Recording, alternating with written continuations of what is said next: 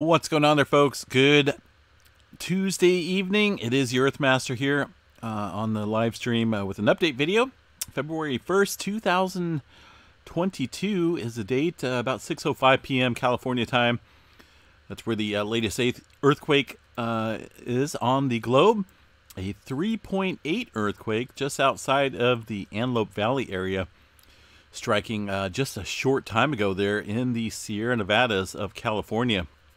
Let's go ahead and check this out on the latest USGS map here, showing that red circle there near Markleeville. Negative depth on this earthquake, 3.8 magnitude, 1.4 kilometers in the negative. That means that this is a pretty shallow earthquake. If you got to say, for example, a 10,000 foot mountain range over here, just using it as an example here, looking at a pretty shallow depth there of about I don't know the specifics, but it's pretty shallow, pretty crustal earthquake, if I can make that statement. And it's just outside of the area where we've seen earthquake activity last year, where they had that 6.0 in the Antelope Valley area, and of course continued swarming in this region to this date. But the earthquake specifically that we're looking at with the 3.8 magnitude up here to the north, about 15-20 miles or so to the northwest. So a little bit of a further distance than the Antelope Valley area, but definitely a significant sign of continued pressure here along the western part of the North American plate. Looking at a swarm of aftershocks as well. Looks like prior to this movement, let's go ahead and zoom right in here, we had some other quakes in the low magnitude 2 range and upper ones kicking off earlier today, it looks like. And so yeah, got to watch this pretty closely. Whenever we see a bunch of foreshocks like this getting into the higher magnitudes, could be a impending sign of something a little bit on the bigger side. This earthquake activity struck just off of a fault system. Let's see if I can find out exactly where that struck at. Stand by for 1 second. I don't see it specifically here on this map. Look, oh, there it is. The Genova, is that right? Genoa fault system. There's a couple different segments here. I don't like how this disappears when you zoom in, so it's kind of barely seeing these fault systems here on the map. But it's just off of this specific fault right here, the Antelope Valley fault system, or the Antelope Valley earthquake activity struck around this region, and I believe off of the Slink Yard. What is that? Slinkard? Probably slaughtered that one, but yeah, it looks like that's where the earthquake struck there in between the Antelope Valley area. Anyway, definitely seen some movement kick up here in the eastern part of the Sierra Nevadas over the last 24 hours, up through the Lake Tahoe area as well. Seen a trail of movement up in this region. So generally speaking, you're looking at a regional whole amount of pressure in this area, all throughout Northern California, stretching across the Siskiyou Mountains, up around Mount Shasta. Mount Shasta sits here, but just south of Mount Shasta, across the northern part of the Sierra Nevadas, all under quite a bit of pressure here regionally. And that could be putting a little bit further strain out here along the San Andreas Fault, which we need to monitor pretty closely. We are seeing some further movement down here in Southern California. Of course, we had that 3.3 in the Southgate area, right around the downtown, or the right in the middle of the concrete jungle out here of Los Angeles, shaking things up a little bit. 15.8 kilometers. It was felt pretty broadly out there. A couple people mentioned that they felt it in kind of a jolting motion. Simi Valley up here, a little bit of activity as well off of this fault system, the Sierra Madre fault zone. Seen some movement as well. Overall, seismic activity kind of on an increase today, including a little bit of swarming uptick here at the southern end of the San Andreas Fault, right around the Brawley seismic zone, the extensional fault system out here before it turns into the Imperial Fault. So nothing significant at the moment, but definitely seen an uptick in swarming or earthquake activity in that region. Movement all throughout Nevada, stretching up into Utah as well. Kind of on an uptick here, folks. Looking at things kind of ramping up significantly all across the North American continent, including all the way up here outside of Victoria. Getting in on some deeper earthquake activity close to the Strait of Juan de Fuca. Had a 2.4 and a couple other smaller quakes there. Some deep movement as well. One 15.1 kilometers. into the region there. Of course, the subduction zone, the Cascadia subduction zone, sits off here, and it continues right about here, right outside the Queen Charlotte Sound, stretching all the way down into Northern California.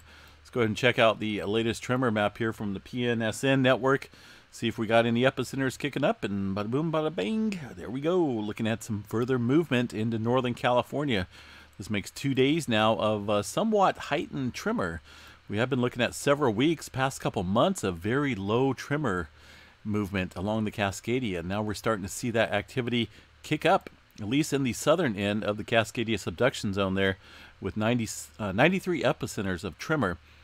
This is on top of the what was yesterday? 121, 140. I've undercut that one a little bit. Still at the southern end of the Cascadia subduction zone. So kind of why we're seeing the continued earthquake activity there in Northern California. Let's go ahead and check out that. I'll show you what I mean here. Where'd the map go? Let's go back here. Bring back the all magnitudes here.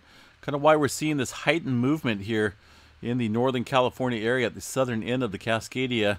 And looking at some deep movement here. A couple of those right smack dab on the Cascadia megathrust area. And deep movement. One of them 27 kilometers down below. But this earthquake right here, this 2.6, 20.8 kilometers. Right smack dab there at the, well, kind of right there where it begins, where the subduction begins. And some further movement down dip into the locked area of the Cascadia. So we need to watch this, folks. I've been saying it all along. Definitely tremor activity does increase the pressure, the spring, if you will, of the Cascadia subduction zone. That's I believe that's 100% fact there. And with this quiet spell that we've been seeing for a couple months now, I think any tremor activity, any type of further movement that's applied here in a large scale of things is creating these earthquakes and further strain up here at the southern end of the Cascadia. We haven't seen any type of tremor activity up here to the north. It's all been awfully quiet in the northern end. Just basically here in the southern end where we've seen at least a couple days now of a little bit of heightened tremor activity. So yeah, we'll watch that, continue to see how that goes throughout the night tonight and of course tomorrow. Movement up outside of the Clear Lake area. Of course, the hydrothermal plant down there using steam and whatnot from the underground sources. Pretty shallow earthquakes, but a lot of that is from that operation there. San Francisco, what do we got? The 1.0 near the Pacifica. Beautiful Pacifica, right? Out there on the coast. Beautiful, expensive country. Let me tell you, expensive area. Anywhere around the Bay Area is super expensive, man. Let me tell you, it's crazy, ridiculous. San Jose, a little bit of movement along the creeping section once again of the San Andreas Fault kicking off. And, of course, the activity down south here. West Coast, I tell you what, it's pretty active throughout Nevada as well, inland. Need to pay attention to this movement right here, though. We're getting, look like this may be brewing up to something in the eastern part of Sierra Nevada. I remember the 6.0 that struck the other map I just showed you here from last year. I remember feeling that earthquake up here in Chico when it struck back in 2021. A little bit of a wavy motion. I actually had my earthquake rock swinging a little bit here in the house. So it's pretty crazy. Definitely earthquake country out there along the eastern Sierra Nevadas, up and down the Sierra Nevadas actually. Anywhere out here on the west coast, right? Pretty active country. What else we got here? Earthquake country, Oklahoma. You got it. What's going on out there? Some further earthquake activity around Chickasha, right? Hopefully I pronounced that correctly. Been through there a couple times when I was out there storm chasing. Let's go ahead and check this out for fun. See what we got underneath this red circle. Doesn't take a rocket scientist to see what we're zooming in on. Okay, don't slaughter me. There's quite a bit of pumping operations all throughout that land. Look at all these little pond there, wastewater pond. Not for sure, but definitely these little squares. I'll spit that out, right? These are definitely not circles. In the vicinity, all over, spread out for miles, hundreds of them. And of course, that 2.0 striking down there at 3.8 kilometers, right around the fracking or not fracking, but the pumping operations out here in Oklahoma. That is just continuing, looking pretty active out there. And that will continue for years to come, folks. Pretty good swarm out here in the North Dibble oil field. These are not fault systems creating these earthquakes, but, well, weak areas in the crust, if you will, from wastewater injection and whatnot, and the whole process that goes on with the pumping operations. You can see these square locations out there on the map, indicating maybe some past ones or some present ones all around the area. And it's clearly written there: North Dibble oil field, West Washington oil field, North Freely oil field, oil fields galore. All right, guys, let's move on here past this, because we all know, I mean, it's a fact. Unfortunately, it's a fact out there, and that's going to continue. Get a little bit of movement up here in the Ohio area as well within the last hour. This area has seen a little bit of swarming over the last 7 days. Looking at 4 earthquakes. I don't know if we've seen anything prior to that. Let me check the 30-day map. And looks like maybe 2 got added on to the map here. That's a little bit of a movement up there in this region. Specifically, not for sure exactly which fault systems are up here. It looks like this is marked as a potential hazard, not in a big way, kind of just in a little bit elevated region here with that different color shade there of blue, and a little bit of area over here where there's some other fault systems, it looks like. But on the USGS map, I'm not for sure what they if they have anything listed here. I don't see anything listed here on this map when it comes to faults here, but they definitely have it marked here on the map. And then, of course, further you go down, you get close to the New Madrid zone there. It's pretty quiet right now. I don't see earthquake activity over the last 24 hours. But, yeah, Ohio up there around Lake Erie getting in on some movement. Puerto Rico activity kind of just picking up here around the southwest edge. Pretty active, 20 earthquakes.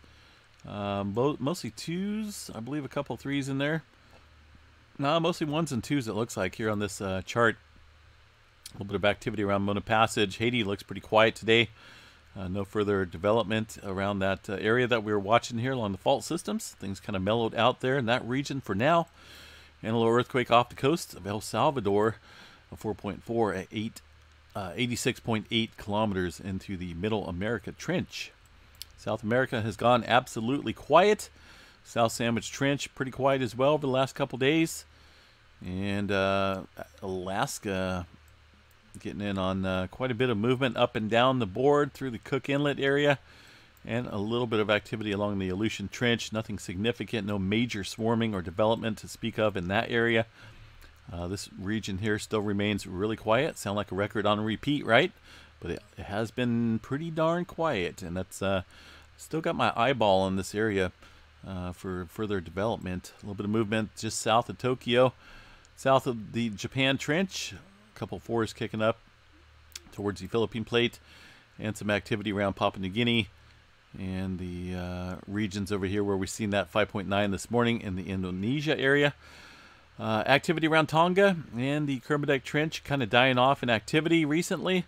No major development at the moment of 4.6 at 583 kilometers. Let's see here. That's about the only major deep movement in this area at the moment. Tonga, like I said, they had that earthquake out here around the Hunga Tonga volcano, but overall things just kind of mellowing out at the moment in this region. The big island of Hawaii, calm at the moment as well. Only 7 earthquakes here around the southeast flank. Not a whole lot going on around the Mauna Loa or the Kilauea volcano. Mauna Kea looks pretty quiet up there as well for now. For now is the word and the key. Further west out here around China, a little bit of movement up around Tajikistan, one of the two, right? 4.5 and 102.2 kilometers below surface, and some movement outside of Egypt. That was this morning. No renewed activity to speak of out here in this region of the world. A little bit of activity in the North Atlantic Ocean. But I think right now the big picture is the North American Pacific Plate area up against the West Coast is pretty active, showing quite a bit of uptick in activity. Looking at the Yellowstone map here, not a whole lot going on. We'll refresh this. This is some of the earthquake activity in Idaho, where they had that 3.5, 3.6 at the northern end of the Sawtooth Fault System. That's this area up here that's been kind of swarming over the last 24 hours. Seen quite a few 2s and whatnot. There's that 3.4. Looks like it got downgraded a little bit. Sawtooth Fault System runs through here. Of course, this is the area where they seen that 6-pointer last year or the year before, and aftershock sequences continuing following that earthquake activity there. So yeah, being picked up there. Yellowstone activity pretty quiet when it comes to localized earthquake movement. Not a whole lot going on. The PNSN network, we did check that out. Let's go back over here, and I kind of want to check out, see if there's anything going on at the volcanic area around Three Sisters. Sometimes this activity, the graphs here, it looks like they may have, let's see, let's check out the southwestern edge, kind of where the bulge was, right? We were speaking of the uplift and movement there at the ground, southwest of that South Sister area. Let's see what we got. Some of this activity just kind of looked like it was way off chart here. I didn't see any seismic activity in the region. Some of this,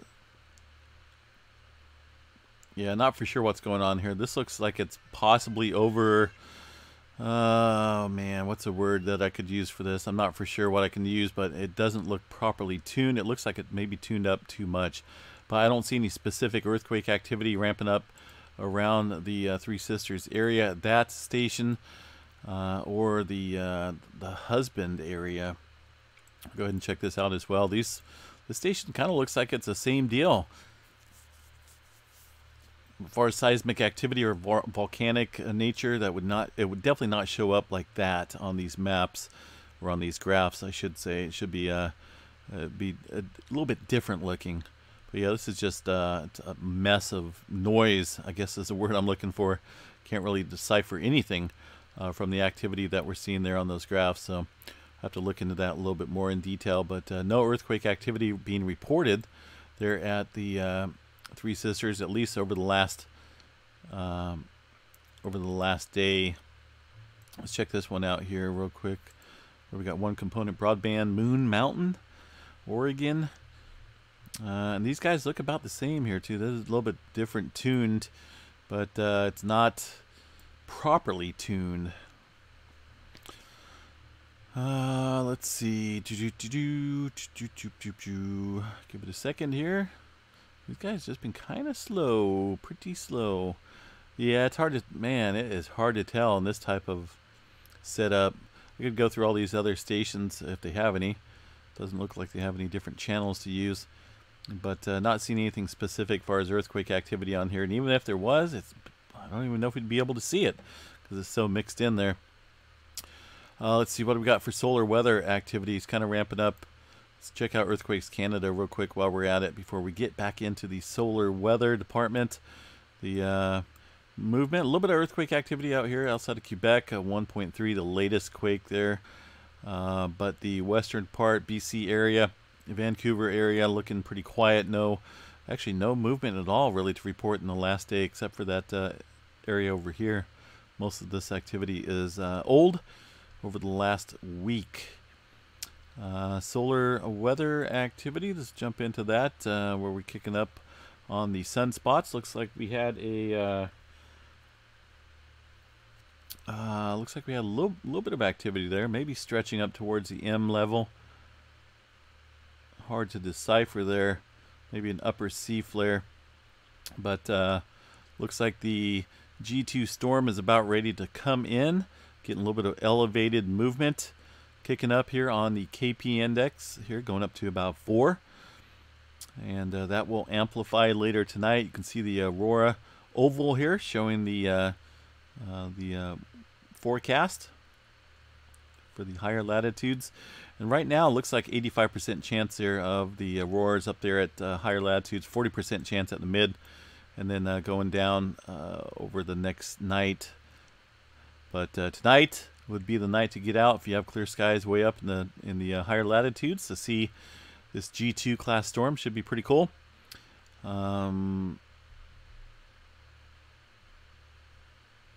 So yeah, we'll see exactly what happens. I was just reading this here.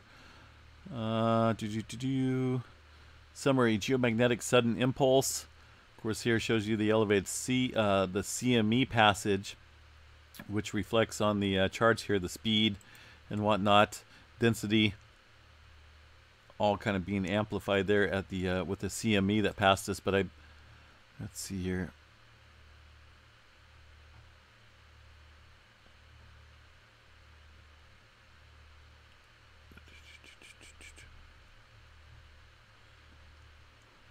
Well, these guys still showing a G2 class storm, so we'll see what happens with this, see if this changes or not. But I believe we're getting the start of it coming in, and we'll see how that plays out tonight and tomorrow night there on the 3-day geomagnetic forecast. Solar flare threat is somewhat still elevated from 2936, and some other sunspots here rotating into view over the next couple days. Still looks like an X flare potential at 10% chance, and of course elevated there on the C flare and the M flare categories over the next couple days. So, all right, guys, have a good night. Stay safe. We're going to jump off here and hang out a little bit. 2.5 latest quake there on the globe. Kind of updated a little bit there in the Texas area.